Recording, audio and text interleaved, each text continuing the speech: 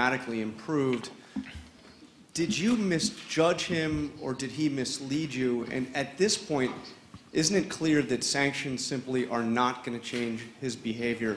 And just a personal relations question. I'm sure you saw President Putin was asked that if he were drowning, would you save him? And he said he thought you would save him. So I'm just wondering, was he correct on that? And do you think that Putin would save you?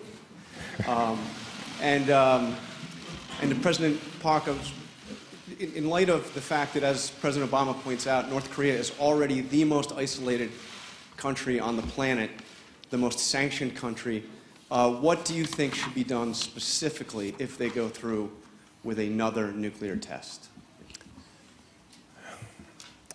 First of all, I absolutely would save Mr. Putin if he were drowning. I'd like to think that if anybody's out there drowning, I'm going to save him. I used to be a pretty good swimmer. I grew up in Hawaii.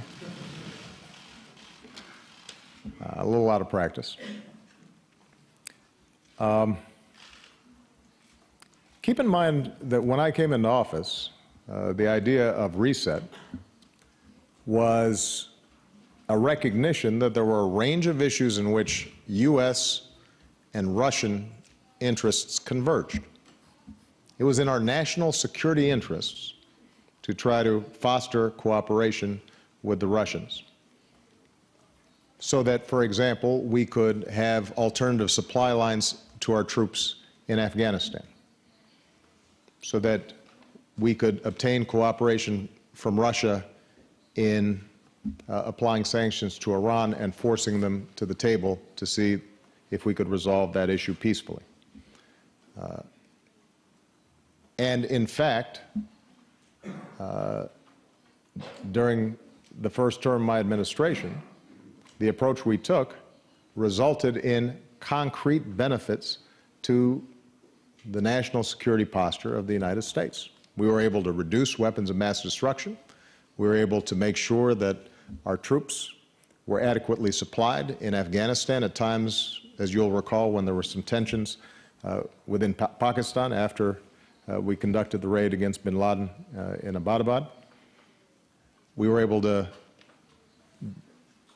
bring Iran to the table, and we now have what so far at least have been constructive discussions about resolving the nuclear problem there. So those were all things that were good for us, and I believe they were actually good for the Russians as well. Mr. Putin, in my second term, has had an increasing tendency to view the world through a Cold War prism and to see Russia's interests as invariably in conflict with the West's. I disagree with him in my assessment of what's in Russia's interests, but he's the president of that country. There are still areas where we should be cooperating, on counterterrorism, for example. But his decisions recently, first with respect to supporting the horrendous bloodshed carried out by the Assad regime in Syria, and then most clearly with respect to the situation in Ukraine, it makes it much more difficult for us to cooperate, and I suspect that that's going to linger for some time to come. We'll continue to look for areas where, if it's in our national security interests, and they think it's in their interests, that we'll try to find areas where we can work together. But the violations of sovereignty and territorial integrity in Ukraine is a principle that the United States has to stand up to. Now, with respect to the impact of sanctions, you know, Russia has a deep interest in what happens in Ukraine. And I think they're going about meeting those interests in entirely the wrong way. But what's clear is, you're right, Mr. Putin is going to make decisions based on what he thinks is best for Russia, and he views Ukraine as absolutely central, critical to his foreign policy and the long-term strategic interests of Russia. That doesn't mean that he doesn't take into account other long-term interests of Russia. Tens of billions of dollars of capital fleeing Russia poses a problem for Russia's long-term interests. Russia being isolated so that no businessman or woman with any sense are going to want to invest there, that's a problem for Russia's long-term interests. And President Putin's not a stupid man, and I think recently acknowledged that this has already had an impact. And certainly if the situation gets worse and sanctions are broadened to an entire sector, that will have a more severe impact on the Russian people and the Russian economy. And so there's going to come a point at which he's got to make a fundamental decision. Is he willing to see the Russian economy that was already weakened, that was already faltering, weakened further because he's unwilling to deal with Ukraine in a diplomatic fashion that respects their sovereignty but still meets any legitimate interest that Russia may have? Or is he going to use military force and the kind of destabilizing activities that we've seen so far? That's a choice that he's going to have to make, but we shouldn't make the choice easy for him. He should recognize that the international community as a whole is not going to encourage the kinds of actions that he's taken so far.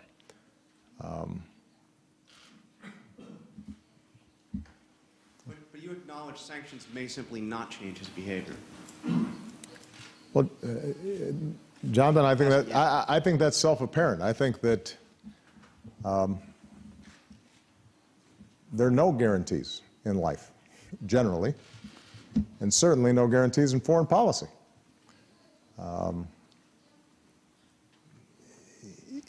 You know, one of the things that I think has been interesting during this entire discussion, and we've seen this on a lot of foreign policy issues over the last several years, we seem to have gotten in the habit of thinking that when there are hard foreign policy problems, that there may actually be a definitive answer. Typically, those who offer that definitive answer come up with the use of force as the definitive answer. You would think, given that we've just gone through a decade of war, that that assumption would be subject to some questioning. Certainly in my position as President of the United States and as a student of history, very rarely have I seen the exercise of military power providing a definitive answer either. So you've got some tools in the toolbox. You try to figure out which ones have the best chance of working. Sometimes it's going to take time to see whether or not a particular approach worked or not. You may not know until after the fact. But what I do know is that sanctions have consequences on Russia. And that if Mr. Putin were primarily interested in making sure that Russia is a strong, thriving nation for years to come, then he's a lot better off abiding by the agreement that we came up with in Geneva, resolving the situation in Ukraine peacefully, allowing the Ukrainians to make their own decisions about their lives so that they can have good relations both with Russia and with Europe, and businesses can continue to have confidence that if they invest in Russia or have economic relations with Russia, or Europeans can have confidence with respect to energy that they purchase from Russia, that it's not going to be suddenly disrupted because of some Russian territorial ambitions that violate international law. Good. 대통령님. Madam President. Poor President Park doesn't even remember what the other question was. 그 아까 저기 또 말씀을 Yes. 오래 하셔갖고 That was a long statement, I must say. 그러니까 그 So going back to the question posed to me, when nuclear test is actually carried out by North Korea, what will the Korean government do? That is the question, if I remember correctly. Now, if North Korea is actually going to carry out the fourth nuclear test, that is going to change, fundamentally change the Northeast Asian security landscape. And I believe that all our efforts to resolve the nuclear issue through six-party talks is going to be completely dissolved. It's going to go in the air. We tried to resolve the problem through dialogue, but what North Korea did was to buy time to upgrade its nuclear capability. And now, with this upgraded nuclear capability, North Korea is not willing to listen to anyone. If this is going to be the situation, there is no actual meaning in us carrying out six-party talks. And to the neighboring countries, there may be an nuclear arms race triggering. So there's actually no stopping for other neighboring countries. North Korea is not stopped. And South and North Koreas tried to improve relationship, but I think we're going to lose the momentum for the South Korean efforts to improve that relationship if the nuclear test is going to take place. And also there is a close linkage between North Korean nuclear program and others. So I believe that North Korea's nuclear capability is going to bring a serious threat to world peace too. And against the backdrop of such analysis, I believe this is not going to be a problem only for the Northeast Asian region. This is going to be a serious threat to the global peace. And if such event is going to be realized, the UN, in order to uphold the peace, will have to impose very strong sanctions. That is my view. And I also believe that there is a strong role to be played by China. I'd like to emphasize the role of China.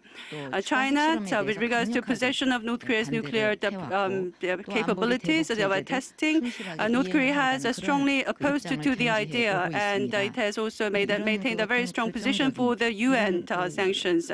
So, if against a very bad situation, if China is going to maintain a very strong position, take very strong measures to make sure that China will not tolerate this situation, that is going to be very important.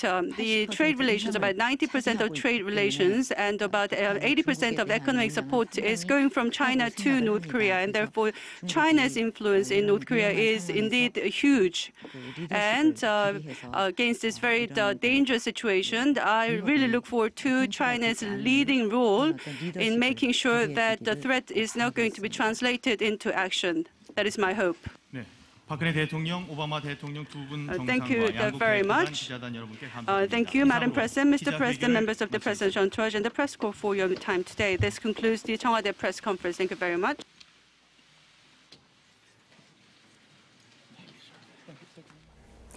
All right, that was the South Korea-U.S. Summit Joint News Conference at the Presidential Office of Cheongwade.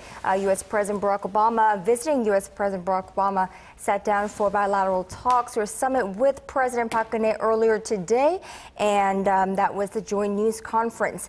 Now, there were a number of things that the two leaders discussed, and we will have an in-depth talk with Dr. Pong Myung-sik, who joins us live or who has stayed throughout the Joint News Conference with us. discuss. But first of all, to go over the points that the two leaders made clear about, first of all, North Korea, on the North Korean issue, Presidents Park and President Obama made it very clear that North Korea's twin pursuit of nuclear program and economic development are not going to happen or go hand in hand, and that threats will not get North Korea anything, only further isolation.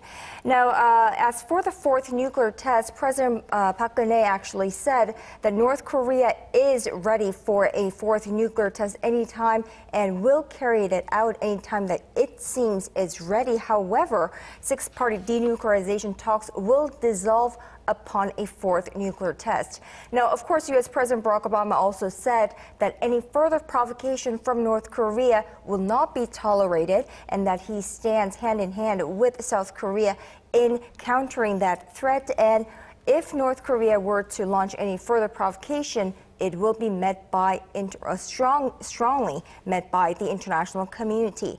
Also of note was U.S. President Barack Obama noting that China has begun to realize that North Korea's nuclear weapons program is a direct threat to its country as well. And President Park Geun-hye, of course, urged China to play a stronger role in persuading North Korea to give up its nuclear weapons program.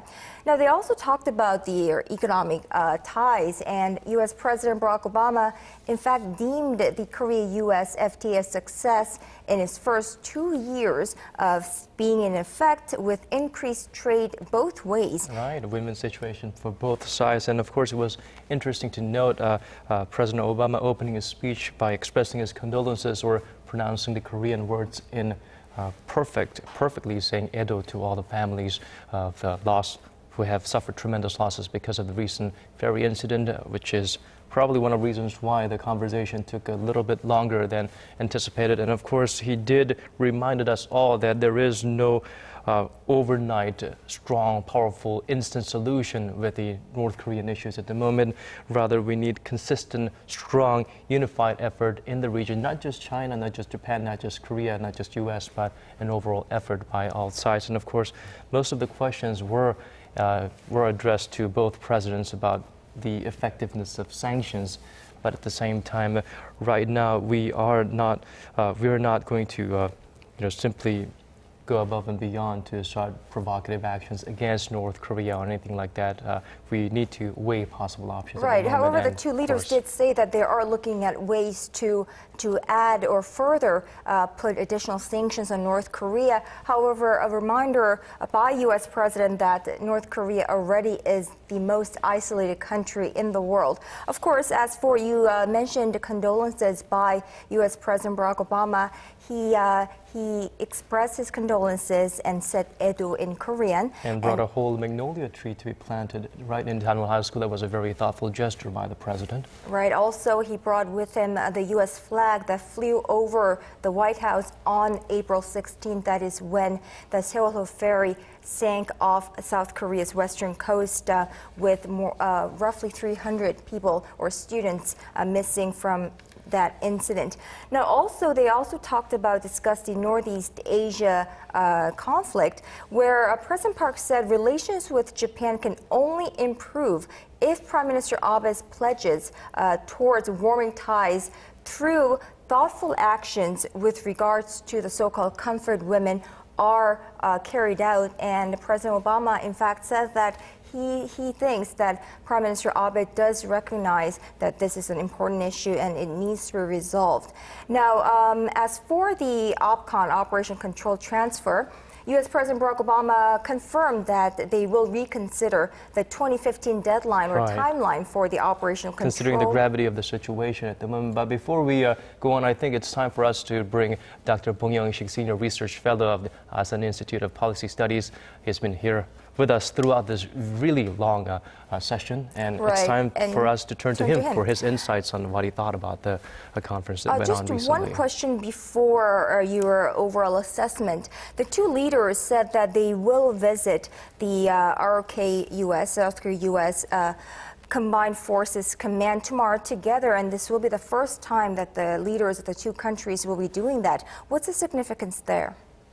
The core purpose of the visit should be sending out very strong and clear message to North Korea that the foundation of the security partnership between Washington and Seoul is strong as it was ever. President Obama said that both leaders discussed and agreed upon how to respond to any potential provocation by North in the future. That's a very strong statement made in very specific terms. And carrying out the message in symbolic gesture would be tomorrow's visit to CFC. Well, thank you. Right, and what are some of the key things that we should make note of from watching this an hour-long press conference, which was in fact scheduled to be roughly less than half an hour, but it went overboard and turned out to be about 70 minutes long. Your overall impression? There are two key components that will decide the future of Northeast Asian security dynamics and international relations. One is what kind of decision that the Abe government of Japan would make with regard to the continuation of the direct general level of bilateral meetings on corner statement. There will be the critical litmus test for Abe administration's genuine commitment to resolving the historical issues. Two, both leaders speak as if Chinese government were present at the press conference, that we will watch how China will respond to North Korea if North Korea is going to conduct the fourth nuclear test. Lack of strong action, not just message, but strong action taken by China, probably in the form of U.S. Security Council resolution, if North Korea is going to conduct fourth nuclear test. There will be the critical watch point for South Korea and the United States.